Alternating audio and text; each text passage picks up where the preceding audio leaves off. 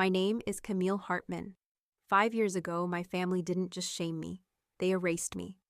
They sat around a Thanksgiving table, smiled as my brother called me a disgrace, and said nothing while I packed my car and drove off into the night.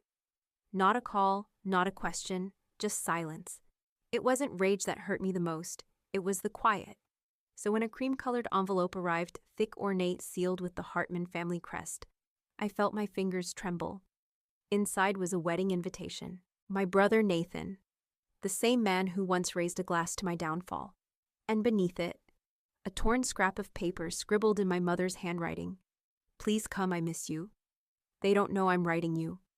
That night I held the envelope in one hand, and my grandfather's gavel charm in the other, the one he gave me when I passed the bar.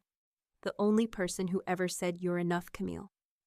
Just as you are, tell me if your family buried your name. Would you go back? Would you forgive? Or would you rewrite the story they tried to end? Let me know in the comments. Would you fight for your truth or leave the past buried? I live alone in a quiet corner of Charleston, South Carolina. My apartment overlooks the Cooper River, and when the sun sets just right, the light turns the water into molten gold. It's beautiful, peaceful. But peace isn't the same as healing, not when your wounds still whisper your name. I'm 35 now. A state-appointed judge, I earned that title without a single handout, without a single photo op from the Hartman dynasty. And yet, no matter how many courtrooms I've stepped into, how many lives I've helped protect with a ruling, I've never quite silenced that echo, the one that started 5 years ago, when I was told publicly that I'd shame my family. Back then, I had just started as a public defender. Fresh out of Harvard Law, I wasn't chasing headlines. I wasn't trying to prove anything. I just believed in helping people who didn't have anyone else. That was my crime. Apparently choosing justice over legacy. The Hartmans come from medicine, surgeons, specialists, hospital donors, plaques with their names in gold. My brother Nathan, he was the golden boy. Pediatric surgeon, charming. Polished, a man groomed for inheritance. I still remember that Thanksgiving, like it's burned into my skin. The smell of rosemary and roasted turkey, the hum of laughter echoing through the marble-floored dining hall, and Nathan Glass' raised voice slurred just enough to be cruel. Looked right at me and said, "Some of us heal, some of us perform, but Camille, she defends criminals for attention." The table went silent. My father stared at the centerpiece. My mother took another sip of wine. No one spoke. No one reached for my hand. I folded my napkin, stood up, and left. I didn't even take my coat. I drove that night until I couldn't anymore. I found a small motel by the interstate and cried until the sun came up. Then I walked into court the next morning and defended a young mother facing eviction. Because that's who I was. That's who I still am. They never called. No birthday greetings, no updates, no questions about where I lived, what I did, if I was safe. It was like I had vanished from their story, and for years I let it be that way. I built something new from the silence. My own courtroom. My own name on the brass plate outside my door. Not Camille, Hartman, daughter of just Judge Hartman, earned, never gifted. The only connection I kept was a silver pendant, a tiny gavel strung on a thin chain. It was a gift from my grandfather, Judge Elias Hartman, the only one who never asked me to be anyone but myself. Justice without fear. Camille, he told me once, and integrity without compromise. After he passed, it felt like the last thread tying me to that family had snapped. Until last week. The invitation arrived on a Tuesday. I'd just finished back-to-back hearings on housing disputes. I was tired, my feet aching, my voice raw from hours on the bench. I almost missed it in the pile of mail. Thick envelopes always mean bad news in my profession. But this one was different. Gold embossed, sealed with wax, and inside you are cordially invited to the marriage of Nathaniel James Hartman and Claire Monroe. I didn't recognize the name at first, Claire Monroe. It sounded like another socialite, another carefully selected partner to preserve the image. But what struck me harder was the handwritten note tucked behind the RSVP card. Please come, I miss you. They don't know I'm writing you. Signed simply, Mom. I stared at those words until the edges blurred. The same woman who sat silent while I was humiliated. now asking me to return in secret. I didn't know what to feel. Anger, hurt, pity, maybe all three. But one feeling cut deeper than the rest. Resolve, because I wasn't the same girl who drove away 5 years ago with shaking hands and a suitcase full of shame. This time, I would choose how the story ends. I didn't RSVP right away. For days, the card sat untouched on my kitchen table like a dare. The handwriting on the envelope still echoed in my mind. Mom's soft curves, the slight slant to her letters, the desperation she tried to hide behind politeness. But politeness doesn't erase betrayal. What finally tipped the scale wasn't the letter. It wasn't even the memories. It was curiosity. Who was Claire Monroe? I typed her name into the legal database that night, not expecting much. But the second her profile loaded, something in my chest tightened. Claire wasn't just another debutante groomed for headlines and country clubs. She was a litigator, a passionate, relentless, ethical one. She specialized in tenant protection, housing rights, and class action suits against negligent landlords. She had real victories. She'd fought tooth and nail for clients who couldn't afford heat or water. And then I saw her face. It hit me like a gavel. Claire had stood in my courtroom 8 months ago. She'd argued a case so fiercely, so precisely, I'd remembered her even without knowing her name. She'd won that case brilliantly, cleanly. I'd written a commendation in my private notes. Something I rarely did, and now she was engaged. To my brother, irony has a sharp sense of timing. Nathan, who mocked me for defending nobodies, who called my work a disgrace, was marrying a woman who had followed the same path I did and excelled. Did Claire know who I was? Had Nathan told her the truth? I doubted it. He never liked admitting he wasn't the smartest person in the room, and I suspected he told her a version of me that fit neatly into the Hartman narrative: unstable, overdramatic, ambitious for the wrong reasons. But Claire had studied my rulings. She'd quoted them. That truth gave me something I hadn't felt in a long time: leverage. So I made a decision. I circled the RSVP card with one firm stroke of my pen: will attend. Then I pressed the wax seal closed, walked out into the Charleston morning mist, and dropped it in the nearest mailbox. I didn't go to the courthouse that day. Instead, I drove past the city limits, through winding roads, all the way to the family cemetery. The groundskeeper nodded as I passed through the rusted gates, bouquet in hand. I walked to the far corner row, 7/3 stone from the edge, and knelt beside the man who had never flinched in my defense. Judge Elias Hartman, my grandfather. The only one who had called me warrior when others called me difficult. I laid the lilies down, gently brushed some loose leaves from the top of the grave. Then I reached into my coat pocket and pulled out a yellowed envelope. He had given it to me just before he passed. I'd never opened it, not once. His last words were, "When you're standing alone but no longer afraid, read it." And I was finally there. Inside was a single sheet of paper. The ink faded but strong. Camille. Real power isn't loud. It doesn't need applause. It lives in restraint. In persistence. You weren't born to belong. You were born to outgrow. I pressed the paper to my chest. I didn't cry. I just breathed. When I rose and walked away, something inside had shifted. That same night, I texted Maya, my assistant, my anchor. Start gathering the documents. I'm going to the wedding. No to the reckoning, because I had no interest in revenge. What I wanted was truth. And this time, the truth had a seat at the table. The restaurant my mother chose for our dinner was one of those polished Charleston staples: crisp linens, soft jazz. A wine list longer than the menu: Shaw Rousseau. I hadn't stepped foot in it since law school. Not because I couldn't afford it. I just never had a reason to go somewhere built on appearance, when everything about me had once been considered an embarrassment. I arrived 10 minutes early, not out of eagerness, but control. I wanted to see her walk in. Wanted to reclaim that quiet power, the kind stolen from me every year of my life, by the woman who taught me to never raise my voice in public, even while she sat silently as others crushed my name. But when I got there, she was already seated. Alone at a window table, her wine-glass untouched hands knotted in her lap. She looked smaller than I remembered, but not because of age. It was guilt wearing her down like water on stone. She stood as I approached Camille. I nodded. Mom, we sat. Ordered nothing but coffee. And for a while the conversation clung to safe things. How Charleston had changed, how Nathan's wedding was a production. How the city skyline looked different now. None of it mattered, and she knew it. When our drinks arrived, she wrapped her fingers tightly around her cup and stared at the steam like it might save her. I owe you an apology, she said. Finally, I didn't respond. Back then, Nathan told everyone you left because you had a breakdown. He said you couldn't handle the pressure, that you'd lost yourself. Her voice broke. And I let him. I didn't flinch. I had heard worse. I thought she said if we didn't talk about it, maybe it would go away. I looked her in the eyes. You didn't protect me.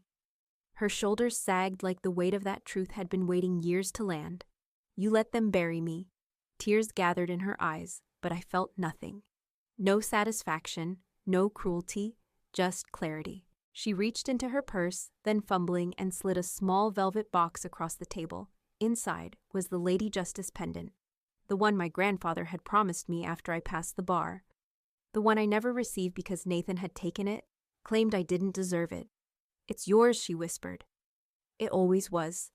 I didn't thank her. I didn't have to. Some things are not repaired with heirlooms or sentiment. Some things remain broken, and that's okay.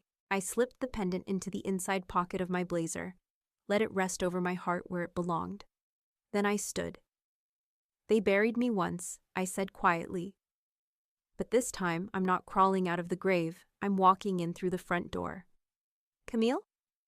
But I was already walking away, or out into the Charleston air, thick with coastal rain and the scent of jasmine, and something else, freedom. That night I didn't sleep.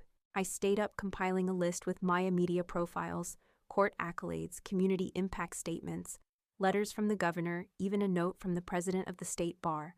We printed everything, labeled every folder, built a timeline. This wasn't just personal, it was deliberate, because I knew Nathan. I knew the way he smiled when he planned something vicious. I knew the kind of toast he'd give in front of 100 guests. Clean, subtle, lethal. And I wasn't going to flinch this time. I had tried being silent. I had tried being absent, but silence didn't protect me. This time I would stand in the storm and speak.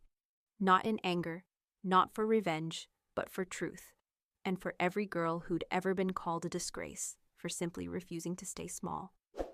The morning of the rehearsal dinner, I opened my closet, not to pick a dress, but to choose armor. I settled on a simple black sheath, structured, elegant, and unapologetically sharp. A blazer? Low heels, no sparkle, no distraction. Around my neck, I fastened the Lady Justice pendant, letting it rest just beneath my collarbone, like a quiet blade. Then I slipped the manila folder into my bag, thick with timelines, copies of rulings, judicial commendations, and press features. No one in my family had ever bothered to read. The Hartman estate glowed like a mansion out of a southern fairy tale, crystal chandeliers, overgrown florals spilling from white stone vases, the parking lot lined with black Escalades and European imports.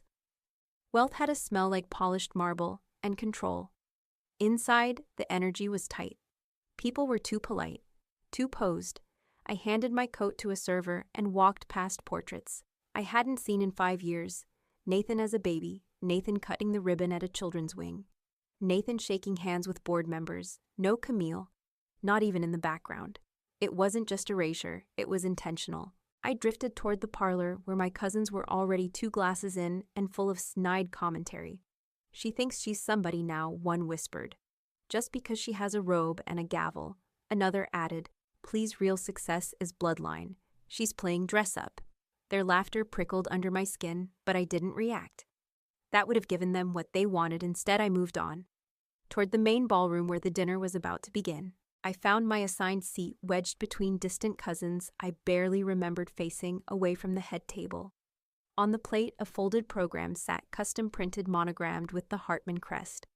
I opened it. It listed every family achievement from the last 2 decades. Aunt Lorraine's board service, Philip's rowing medal, even Uncle Craig's retirement award from the Charleston Rotary Club. But nowhere was there a mention of me, not Harvard Law, not the youngest appointed judge in the state, not my name, not even in small print. It was a surgical omission, and across the room, Nathan raised his glass toward me, that smug, rehearsed smile that always said, "I win." I didn't blink, I didn't look away. I set the program down, smoothed it flat. Then beneath the tablecloth, I texted Maya, just 2 words. Ready them because if they thought this night belonged to Nathan, they hadn't done their homework. After the forced laughter and oversweet speeches, we were herded toward a side hall for a family toast. A Hartman tradition, the grand piano gleamed under the light. Guests lined up with champagne. Nathan stood front and center, basking like he'd already won the Pulitzer for being himself. He lifted his glass. "To family," he said. "To those who carry the Hartman name with honor. And to those who've come home perhaps ready to remember what it means to be part of us." Polite laughter, some sideways glances, and then silence. I stepped forward. No microphone, no raised voice, just presence. I placed the folder on the piano lid. My fingers flipped it open with slow, deliberate care. Inside, certified letters, court appointment records, formal commendations from the judiciary headlines, praising my work in housing reform and juvenile justice. I picked up one letter for outstanding service in judicial equity and unwavering commitment to community law. My voice didn't waver. I paused, then laid the paper down. "Funny," I said softly, eyes locked on Nathan. For someone who couldn't handle pressure, I seemed to have been rather busy changing lives. The room didn't know how to breathe. Until Claire did. She stepped forward, eyes wide, breath shallow, scanning the documents like puzzle pieces she'd never been allowed to see. Her voice was small but unshaking. "You lied," she said. Nathan froze. "You lied to me. To everyone." He opened his mouth, but no words came. Claire removed her engagement ring, her hand trembling just slightly. Then she turned to me. "Thank you," she said. The room watched as she placed the ring on the piano and walked out. Not running, not breaking free. And Nathan. He stood there, smile cracked, toast still raised alone. I didn't follow Claire, didn't comfort or chase or explain. I didn't need to. The truth had done what years of shouting never could. It stood on its own, and it was only just beginning. By the time I left the Hartman estate that night, the air outside had shifted. The lights behind me still blazed like a stage set, but the performance was over. The house felt smaller now, less like a fortress, and more like a crumbling set piece, its perfection shattered by truth. I walked to my car in silence. I expected to feel victorious, but instead, I felt still. There was a difference. Stillness meant control. Me standing in my truth, letting the silence that used to haunt me become my greatest power. But Nathan, he didn't retreat quietly. He attacked. The next morning, my phone buzzed before sunrise. A headline. Not from a real news outlet, but the kind of tabloid blog that thrived on scandal and anonymous tips. Disgraced judge bullied her way onto the bench. Former classmates claim Hartman family's estranged daughter accused of instability power abuse.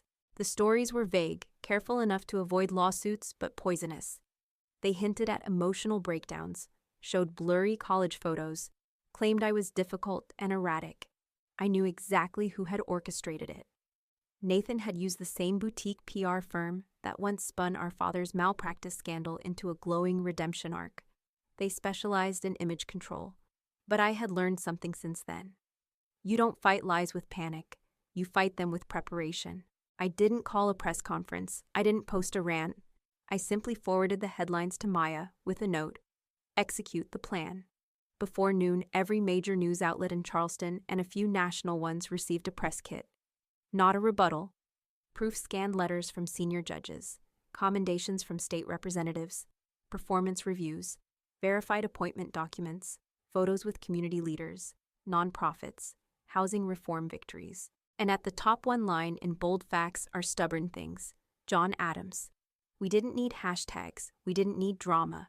The truth spoke for itself, and the public listened by 3 p.m.